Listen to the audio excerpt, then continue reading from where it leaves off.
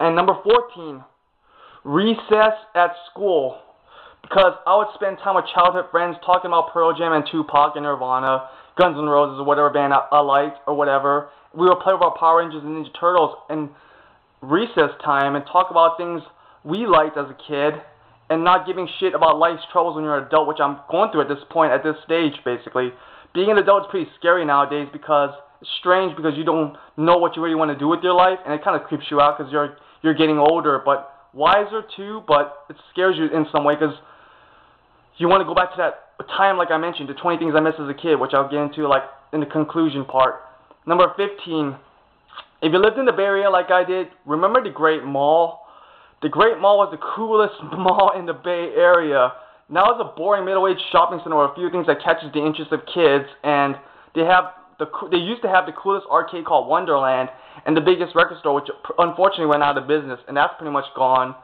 And they had a skate park called Van Skate Park, which they took down, which I got really mad about, and just replaced it with a Lowe's or some shit like that, some hardware store, which is pretty stupid in my opinion, which is crap. Oh well. Number 16, no screamo pop music. No, I mean, number 16, no screamo, watered-down rap music and other superficial, bland, substance-lacking form of genres in music in the mainstream. That shit really annoys me, because when I graduated high school, that stuff's been plaguing the radio stations and shit like that, and MTV and the music industry or whatever. And oh, I know a few Asians would not complain about it, but Miley Cyrus and no Jonas Brothers, none of them at all, basically. They really suck, I have to admit. They suck like Beavis and Butthead would say, and they would change the channel and flip the channel to like, what, a Pantera video or whatever, and just march along to it, you know?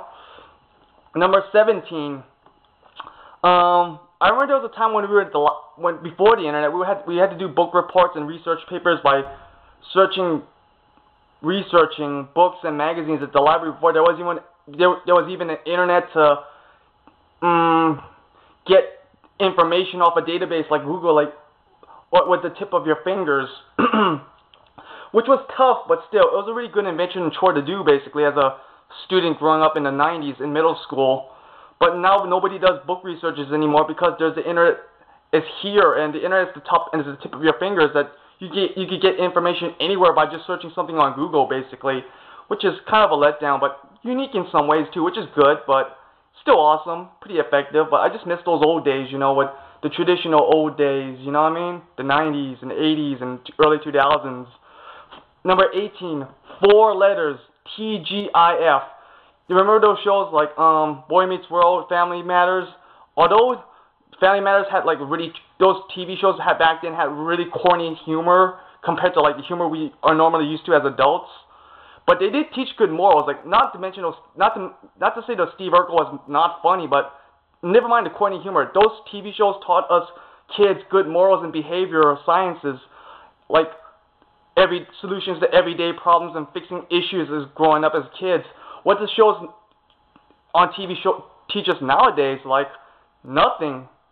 Supposedly anything that's not cool because society got really dumbed down by this new generation we're in and this other crap. I don't know how to explain it, but it just doesn't make any goddamn sense. But number 19, I'm a big wrestling fan.